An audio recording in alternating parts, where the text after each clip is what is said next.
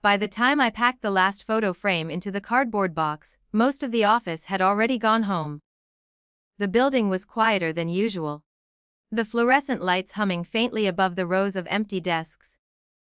I stood there for a moment looking at the space that had slowly worn me down over the past 2 years.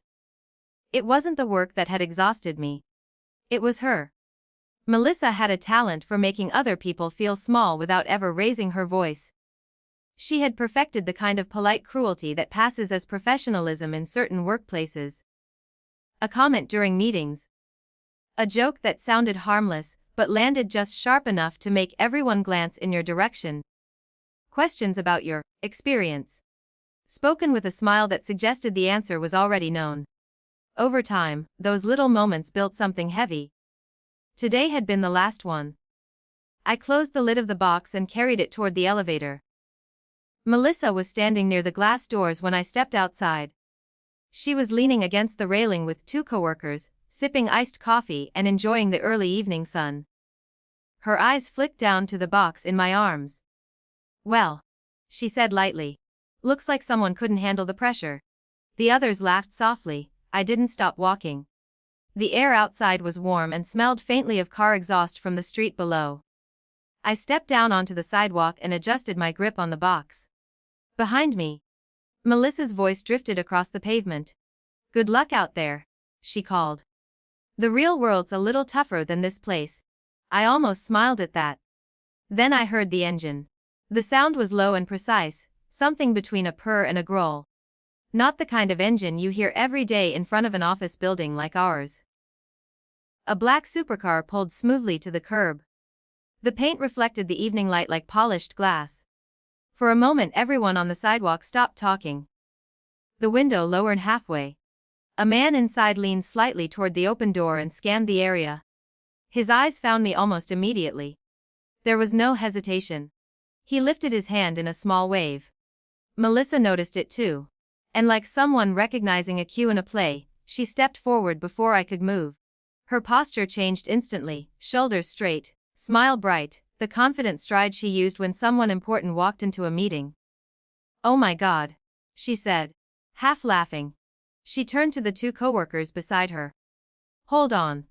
Before I could say anything, she walked directly to the car and opened the passenger door. Then she slid into the seat. I stood there with the box still in my arms.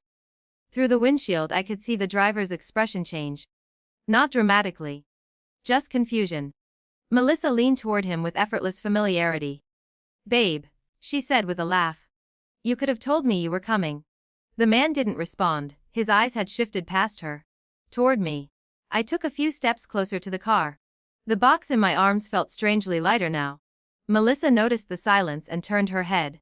For the first time since I had known her, she looked uncertain. The driver spoke calmly. "I'm sorry," he said. "Who are you?"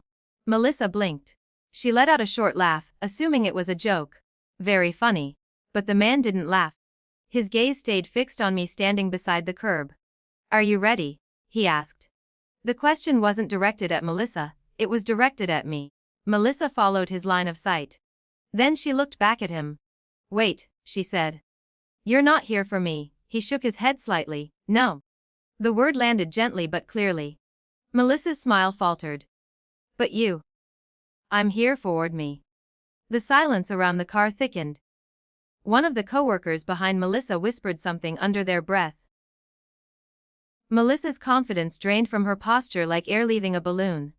She turned slowly toward me. "What is this?" she said.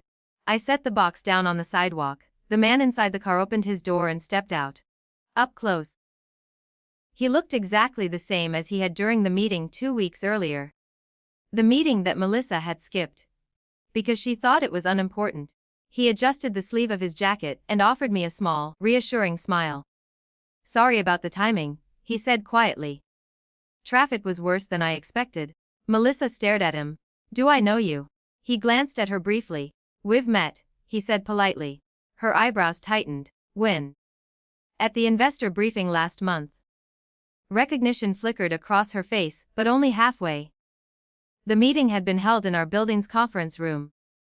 A group of potential partners had come to evaluate the company's expansion proposal.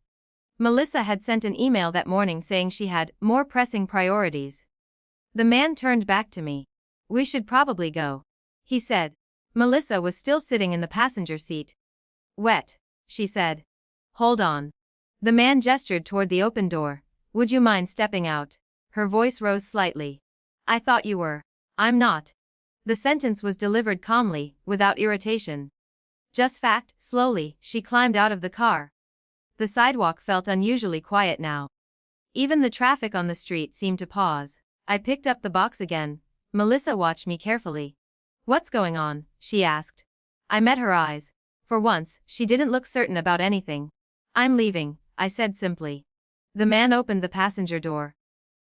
I placed the box carefully in the back seat and slid into the car. As the door closed, I caught one last glimpse of Melissa standing on the sidewalk.